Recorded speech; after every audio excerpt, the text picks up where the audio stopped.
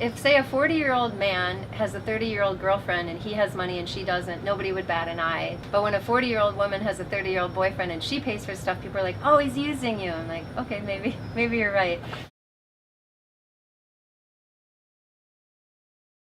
So I've been single my whole life. I've dated a few guys for a few months here and there, but I've never had like a 1-year anniversary or lived with a guy. I've never wanted to get married. So I've been like traveling around the world by myself my whole life. And then I turned 40 and I kept hearing from people that like, oh, he's right around the corner. You're supposed to meet this man. I'm like, okay, it's this idea that other people impose on you that a middle-aged woman is supposed to have a partner or something. I met or sort of re-met this guy I'd met before through the bicycle scene, and I was working towards purchasing property in South America with the idea of starting an intentional community down there a few years ago. So I met him, and like the stars seemed to be aligning that like, wow, this guy would be a really great partner. In the first few weeks that we were, I guess, dating or getting to know each other,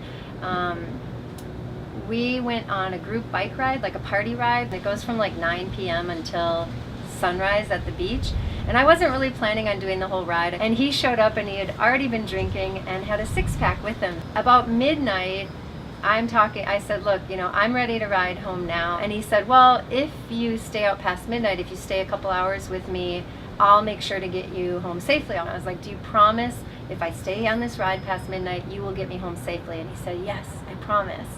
So 2 hours later, we start riding off, and within a minute, he is like taking off, and I'm hollering after him like, hold up, I can't catch up with you. He doesn't pick up his phone, and it's 2 in the morning, and I'm alone, and it's late, and then like it's 3 o'clock, I get home, and I'm like, if he's not at my house, he said, meet me at your house. I'm like, if he's not there, then that's great. That's a great signal. It's only been a few weeks, we haven't slept together, no big deal. I'll just cut my losses and we'll be done. And I get home, and of course he's not here. And I text my friend who has been kind of supporting me through this. She said, well, we've talked about this. You have dumped every guy you've ever been with after a certain number of weeks or months. For whatever reason, you just don't have a real high tolerance for bad behavior with men. Like, maybe you should just give him another chance. Everybody deserves a second chance. So we talked a couple days later, and he said, well, I don't remember any of that. I blacked out and I woke up in my own bed. And he said, well, I really want to make this work. And I said, well, to be honest, I'm really just looking for a partner. I want a partner or to be single. And he said, teach me how to be a better man for you. And I took that hook, line, and sinker. The 2-3 months after that, he was also launching his own business, welding bike frames. So I invested a few $1,000s with a contract into his business. I'm not an idiot. I might be a fool, but I'm not an idiot. So I definitely invested financially into the relationship because he didn't have money and I did. During those 3 months, I had already been planning a month-long vacation before I even met him or got to know him more. And it didn't even occur to me to like invite him because it was like so early in the relationship and I'm so used to doing everything on my own. And he said, I want to do that with you.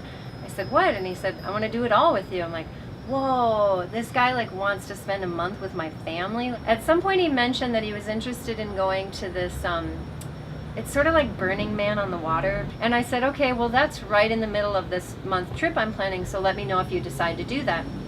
And he never brought it up again. And 1 hour before we went to the airport to leave for Portland, he drops the bomb on me that he's going to Ephemerisle. So the first few days in Portland were really weird because I was like, oh, okay, so we planned this month trip and I paid for everything. Oh yeah, did I mention that I paid for everything? While we were in Portland staying at my brother's wife asked him in front of me, oh, are you planning to move to South America with Catherine? And he, without hesitation, said yes. And I was like, oh. So later I told her, I said, we haven't talked about that yet. I mean, we've talked about my plan and he said he could help out, but he never said he was moving to South America. And a few days into it, I'm like, look, I just need like a day off. So I went and stayed with a friend and just needed to kind of process what I was doing with this guy. And he came over the next day and we had like the most acrobatic sex of my life. It wasn't intimate or lovely. It was just like he was like a strong Marine and he kind of threw me around. And so we're laying in bed together naked after this, like holding each other. And I said, well, maybe now would be a good time. We haven't really talked. And he goes, what do you want to talk about? And I said, well, like, us, our relationship. And he turns to me and he just says, well, just so you know, I don't love you and I don't have any feelings for you. And I was like, you don't, why have you been with me this whole time? And he said, I guess I've just been using you for pragmatic reasons. And he did the like Vulcan, like I'm Spock, like Vulcan hand gesture, like to say that he's doesn't have feelings for people or something. Like he's like, yeah. So I felt like I got cut in half. I took a vow of celibacy because I didn't want to pass that trauma. Even though I've been single my whole life, I've had great experiences with men. I've had great lovers. But this time that I really opened myself up to someone and trusted him and included him in like my future life plans together, I hadn't really done that with a guy before. And it turned out to be a sham. Now it's been 4 years that I've been like steering clear of men because I'm just not sure if like my picker's broken or if I'm an easy target. Yeah, that was it. That was like the last day I think I ever saw him, was that day that he said that. Like 3 sentences that have looped in my head. Well, for at least a year I had this like, I don't love you, I don't have any feelings for you, and I've just been pretending so that I could use you for pragmatic reasons. Definitely it was like a year that looped in my head of like, how do I make that never happen again?